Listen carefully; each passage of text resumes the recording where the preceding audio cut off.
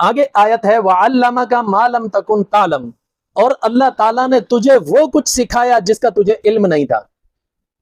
وحی کے ذریعے اللہ تعالیٰ نے وہ کچھ سکھایا جس کا تجھے علم نہیں تھا.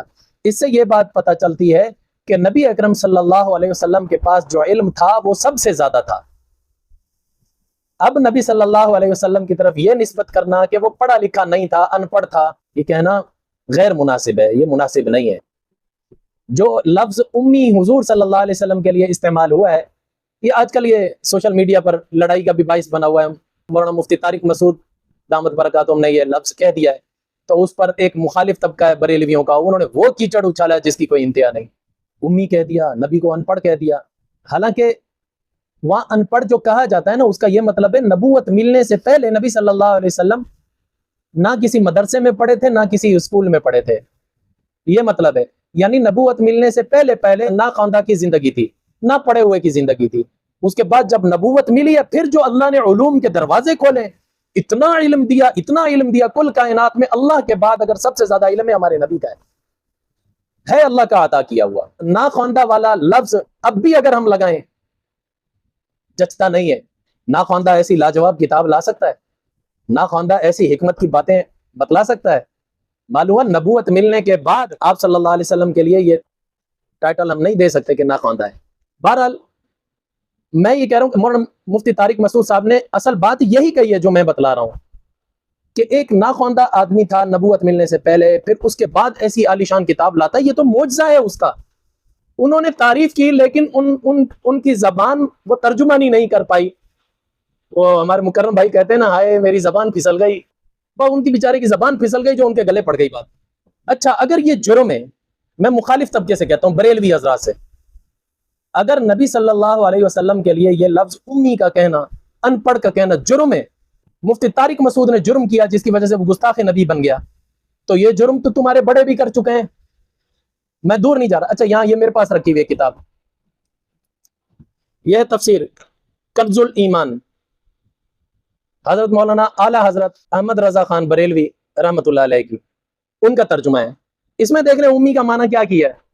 اللہ تعالیٰ نے قرآن مجید میں آیت تو نازل کی ہے نا، الذین یتبعون الرسول النبی الامی الذی یجدونہ مکتوبا عندہم فی التوراۃ والانجیل.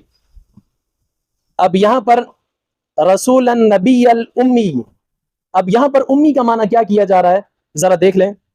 وہ لوگ جو غلامی کریں گے اس رسول بے پڑھے، غیب کی خبریں دینے والے کی، اس رسول بے پڑھے اور ان پڑھ، کیا دونوں میں فرق ہے کیا؟ اگر مولانا طارق مسعود اگر ان پڑھ کہتے ہیں تو یہ غلطی تو امام احمد رضا خان بریلوی رحمۃ اللہ علیہ بھی کر چکے ہیں. ان کے بارے میں کیا کہیں گے؟ ان کے اوپر بھی پھر لگاؤ نا گستاخی کا فتویٰ، یہاں سارے سیانے ہو جاتے ہیں. اچھا، دوسری بات ایک اور بھی ہے، یہ بھی انہی کی تفسیر ہے. یہ ترجمہ ہے مولانا احمد رضا خان بریلوی صاحب رحمۃ اللہ علیہ کا، اور جو تفسیر لکھی ہے یہ ہے مولانا سید محمد نعیم الدین صاحب مراد آبادی. انہوں نے امی کا معنی کیا لکھا ہے؟ ترجمہ تو حضرت اعلی حضرت فاضل بریلوی رحمۃ اللہ علیہ کا ہے، وہی ترجمہ ہے، بے پڑھے نبی، یعنی ان پڑھ نبی. اب یہاں پر یہ ان پڑھ کی وضاحت کر رہے ہیں یہ مفسر مولانا نعیم الدین مراد آبادی صاحب. یہ اس کی وضاحت کیا فرما رہے ہیں؟ یہ فرما رہے ہیں کہ امی کا ترجمہ حضرت مترجم نے بے پڑھے فرمایا ہے، اور یہ ترجمہ بالکل حضرت ابن عباس رضی اللہ تعالیٰ عنہ کے ارشاد کے مطابق ہے. بھائی مولانا طارق مسعود کرے تو وہ گستاخ رسول بن جائے، اس پر قتل کے فتوے جاری ہو جائیں. مولانا احمد رضا خان کرے تو اس کی صحیح تطبیق بھی ہو رہی. کیوں یہ دوغلا پالیسی؟ کیوں؟ اس لیے کہ وہ مخالف طبقے سے تعلق رکھتا ہے، اس وجہ سے اس کے اوپر کفر کے فتوے.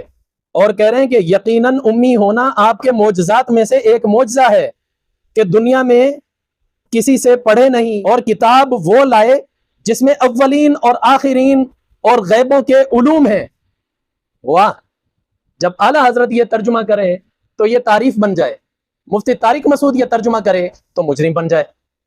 یہ دوغلا پالیسی نہیں ہے. اچھا، ایک بات اور آگے انہوں نے کہا ہے کہ لنصفعا بالناصیہ. واقعی مولانا طارق مسعود صاحب سے غلطی ہوئی. اصل وہ بھی اس کی مخالفت نہیں کرنا چاہ رہے، وہ اللہ کی طرف یا اللہ کے نبی کی طرف جھوٹ نہیں منسوخ کرنا چاہ رہے، سمجھنے والوں کو غلطی ہوئی ہے. وہ لنصفعا بالناصیہ، انہوں نے یہ کہہ دیا کہ یہ لفظ عربی گرامر کے خلاف ہے. دیکھو غلطی ہے. حالانکہ ہونا یہ چاہیے قرآن مطبوع ہے، عربی گرامر تابع ہے، گرامر بعد میں آیا ہے، قرآن پہلے ہے. جو بعد والی چیز ہے اس کے اصول کی وجہ سے پہلی کو ہم غلط نہیں کہہ سکتے جو بنیاد ہے. ہاں پہلی کی وجہ دوسری کو غلط کہہ سکتے ہیں. بہرحال اگر یہ انہوں نے غلطی کی ہے لنسفم بالناسیہ کے بارے میں کہ یہ صیغہ گرامر کے موافق نہیں ہے، تو یہ غلطی بریلوی حضرات کے بہت بڑے مفسر قرآن مولانا احمد یار صاحب نعیمی رحمت اللہ علیہ، انہوں نے اپنی تفسیر میں بہت زیادہ وضاحت کے ساتھ کی ہے. انہوں نے صرف ایک لفظ نہیں، انہوں نے اور بھی کئی سارے قرآن مجید کے ایسے لفظ گنوائے اور لفظ یہ کہا یہ صرف اور نحو کے قاعدے کے خلاف ہیں.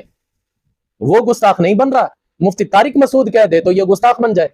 واہ، یہ دوغلا پالیسی نہیں ہے. اصل بات یہ مفتی صاحب اپنے قول سے رجوع بھی کر چکے ہیں، پھر اگر کسی کی دل آزاری ہوئی وہ معافی بھی مانگ چکے ہیں.